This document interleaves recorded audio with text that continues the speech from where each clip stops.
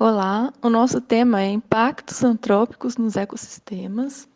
O grupo é formado pela Elis Dota Rodrigues, Débora Calhari de Lima, Natália Cristina Rodrigues, Renan Teixeira Dornelas e Tamires Cristina Alves de Oliveira, e faz parte da disciplina de Ecologia de Comunidades e Ecossistemas do Instituto Federal Sudeste de Minas Gerais, campus Barbacena.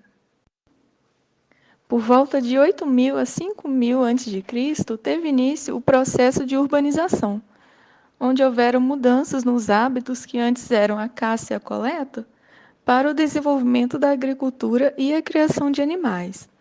Com isso, essas populações fixaram as margens dos rios e desenvolveram um modo de vida onde não havia necessidade de estar se deslocando. Essas populações foram as precursoras das primeiras cidades. Desde o início da civilização que o homem interfere no meio, gerando algum impacto. Já a Revolução Industrial foi um marco na urbanização, pois atraía as pessoas das áreas rurais para o centro urbano que estava em desenvolvimento, gerando o aumento do poder aquisitivo e das condições de vida. E, consequentemente, isso gerou um aumento populacional. E a partir da Revolução Industrial, a população veio crescendo de forma explosiva.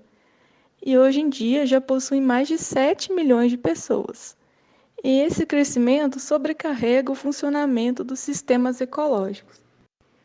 De acordo com a Resolução CONAMA número 1, de 23 de janeiro de 1986, impacto antrópico é qualquer alteração das propriedades físicas, químicas e biológicas do meio ambiente, causada por qualquer forma de matéria ou energia resultante das atividades humanas que, direta ou indiretamente, afetam a saúde, a segurança e o bem-estar da população, as atividades sociais e econômicas, a biota, as condições estéticas e sanitárias do meio ambiente e a qualidade dos recursos ambientais.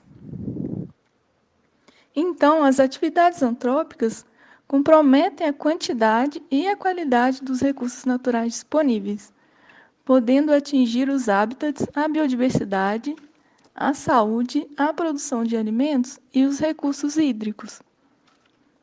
Nós consumimos grandes quantidades de energia e de recursos e produzimos enormes quantidades de rejeitos. E isso gera grande influência em todo o planeta, como a degradação do ambiente natural e a ruptura de muitas funções importantes que os ambientes naturais proporcionam. E esse aumento do consumo dos recursos vem causando diversos problemas ecológicos. Bom, vou falar um pouco sobre os impactos humanos que estão presentes no ciclo do nitrogênio. O nitrogênio, ele é um elemento químico que desenvolve um papel de grande importância para a existência na Terra, já que ele é componente de todos os aminoácidos presentes no nosso corpo, dos blocos de construção das proteínas e dos ácidos nucleicos também, que estão localizados na construção do DNA e do RNA. 78% do ar que a gente respira é composto pelo nitrogênio. Isso acontece porque o nitrogênio ele está presente em sua forma inerte na atmosfera. Ou seja, ele não muda em situações comuns. Ele não é reativo. Então, ele vem se acumulando na atmosfera desde a formação do planeta. Apesar do nitrogênio estar presente em grande proporção na nossa atmosfera, poucos seres vivos têm a capacidade de absorver ele em sua forma molecular. Então, para que ocorra é, esse ciclo, a gente precisa da ajuda de algumas bactérias que vão estar participando das transformações, das 5 transformações presentes no ciclo do nitrogênio, que é a fixação do nitrogênio, a nitrificação, a assimilação, mineralização e a desnitrificação. Os seres humanos, eles não têm a capacidade de fixar nitrogênio de forma biológica. Então, eles executam esse processo de uma forma indireta, que é a partir da atividade humana, que é por meio de queima de combustíveis fósseis e a utilização na agricultura. Na utilização na agricultura, normalmente o nitrogênio está presente nos fertilizantes. O processo de queima de combustíveis fósseis e utilização na agricultura, eles contribuem para o aumento considerável dos níveis de compostos de nitrogênio presentes na atmosfera. Esses níveis, quando aumentam demais, eles são aliados de efeitos nocivos para a Terra, como a produção de chuva ácida, o efeito estufa, a eutrofização.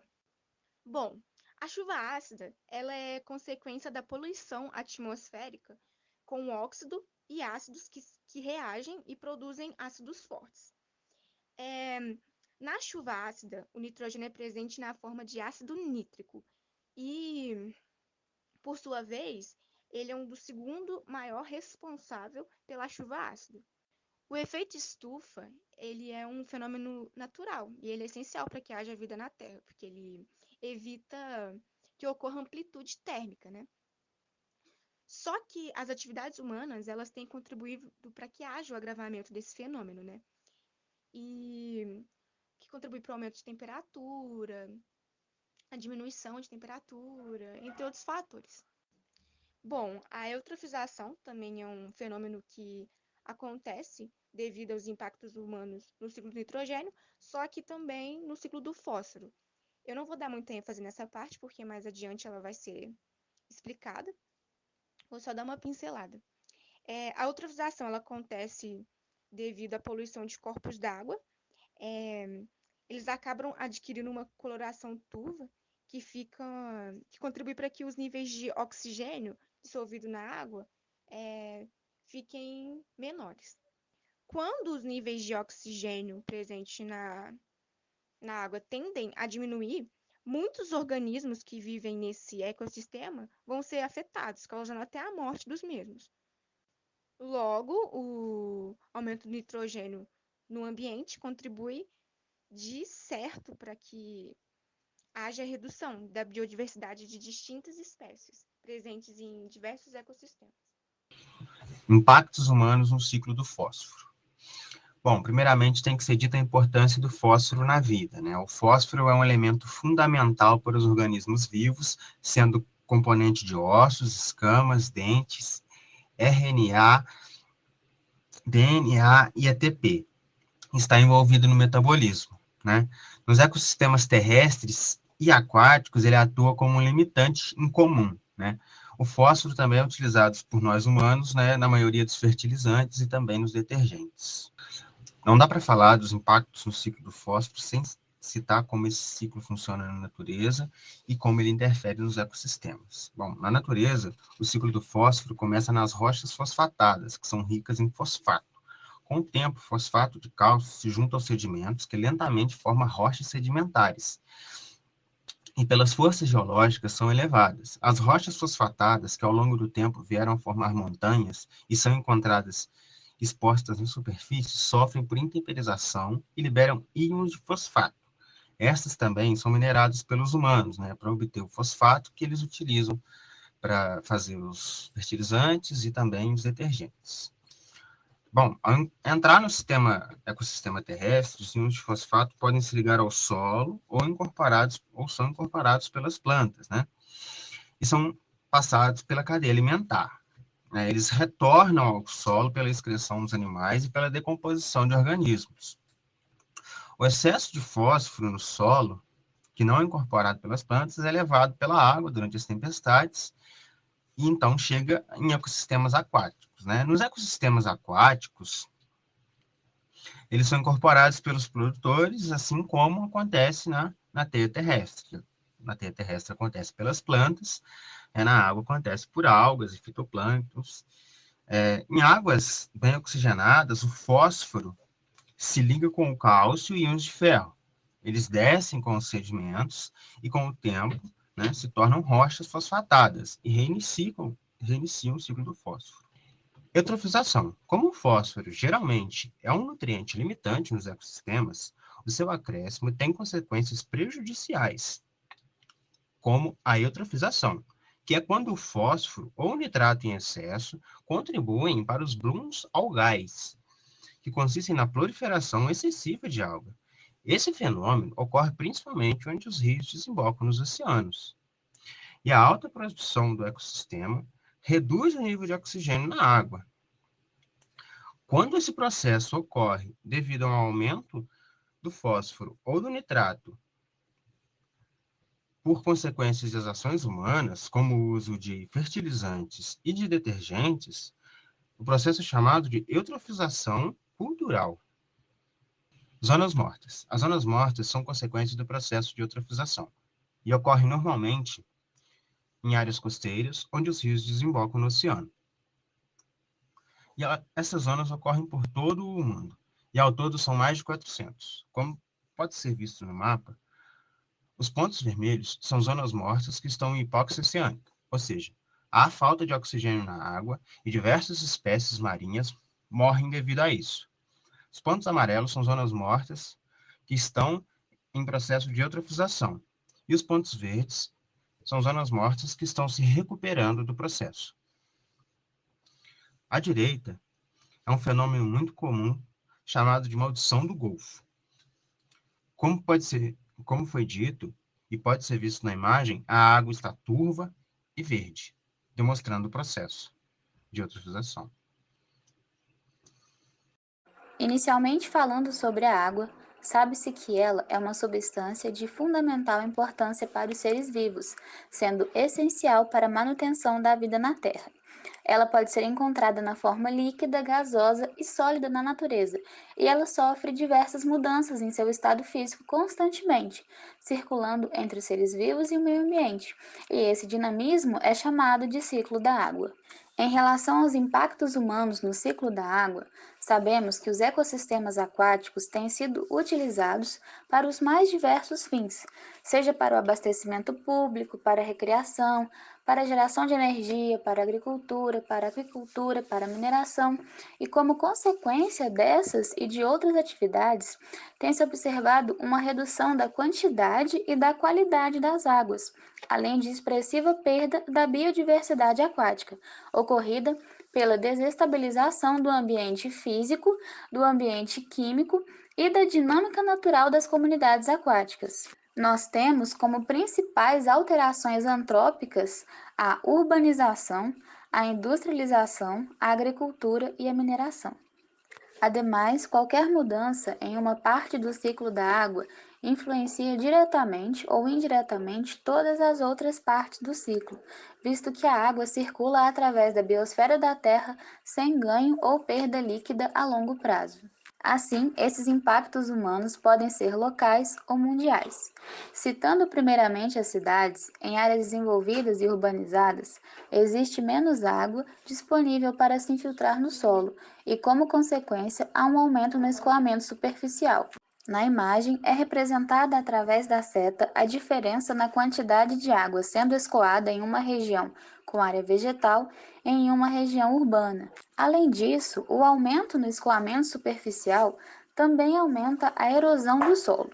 Um efeito semelhante ocorre quando existe uma redução da quantidade de biomassa vegetal em um ecossistema terrestre, como em um desmatamento. Em locais com menos vegetação, menos precipitação é assimilada pelas raízes das plantas e, subsequentemente, liberadas para a atmosfera pela evapotranspiração. Consequentemente, a quantidade de escoamento superficial aumenta, o que causa erosão do solo grave, além de inundações. Ademais, quando ocorre a utilização da água do subsolo para uso industrial, doméstico ou na agricultura, há a redução da quantidade dos aquíferos em uma taxa que excede sua capacidade de recuperação. Assim, novamente, qualquer mudança em uma parte do ciclo da água influencia diretamente ou indiretamente todas as outras partes do ciclo. Outro ponto importante é sobre a alteração do ciclo hidrológico por meio de atividades que contribuem para o aquecimento global, o que provoca o aumento da taxa de evaporação da água, fazendo-a se mover mais rapidamente através do ciclo, levando ao aumento na intensidade de chuvas e de tempestades em diversas partes do mundo. O carbono está presente na composição de todas as moléculas orgânicas, essenciais para os seres vivos, e também em alguns compostos inorgânicos. Na atmosfera, ele é encontrado principalmente na forma de dióxido de carbono, o CO2. Assim, temos que as atividades humanas afetam as concentrações de gás carbônico na atmosfera, como na queima de combustíveis fósseis, nas queimadas e no desmatamento, os quais aumentam essas concentrações exponencialmente. O aumento do gás carbônico atmosférico é importante para os seres humanos, porque o CO2 ele é um gás de estufa, o qual absorve a radiação infravermelha e irradia parte dela de volta para a Terra. Porém, uma quantidade excessiva de gás carbônico e de outros gases estufa provocam o aumento da temperatura média da Terra. Esse aumento pode causar a redução do tamanho das calotas polares, a alteração do tamanho do período das estações de crescimento das plantas e a mudança na cronologia das histórias de vida das plantas e dos animais. Assim, temos que as atividades humanas afetam as concentrações de gás carbônico na atmosfera, como na queima de combustíveis fósseis, nas queimadas e no desmatamento, os quais aumentam essas concentrações exponencialmente. O aumento do gás carbônico atmosférico é importante para os seres humanos, porque o CO2 ele é um gás de estufa, o qual absorve a radiação infravermelha e irradia parte dela de volta para a Terra. Porém, uma quantidade excessiva de gás carbônico e de outros gases estufa provocam o aumento da temperatura média da Terra. Esse aumento pode causar a redução do tamanho das calotas polares, a alteração do tamanho do período das estações de crescimento das plantas e a mudança na cronologia das histórias de vida das plantas e dos animais. Outra questão que altera o ciclo do carbono são as queimadas, as quais liberam gases contendo o elemento carbono, em especial o gás carbônico e o metano. Esses gases são bloqueadores de calor, e o seu acúmulo na atmosfera pode alterar o balanço de energia do planeta, além de aumentar a temperatura média da superfície. O aumento de gases de efeito estufa influencia diretamente no aquecimento global, o qual traz como consequências o aumento da frequência de fenômenos climáticos severos, como, por exemplo, as secas, as chuvas intensas, a desertificação, a elevação do nível do mar, a alteração na disponibilidade de recursos hídricos, a perda da biodiversidade, seja terrestre ou aquática, além de impactos na saúde humana, entre outros.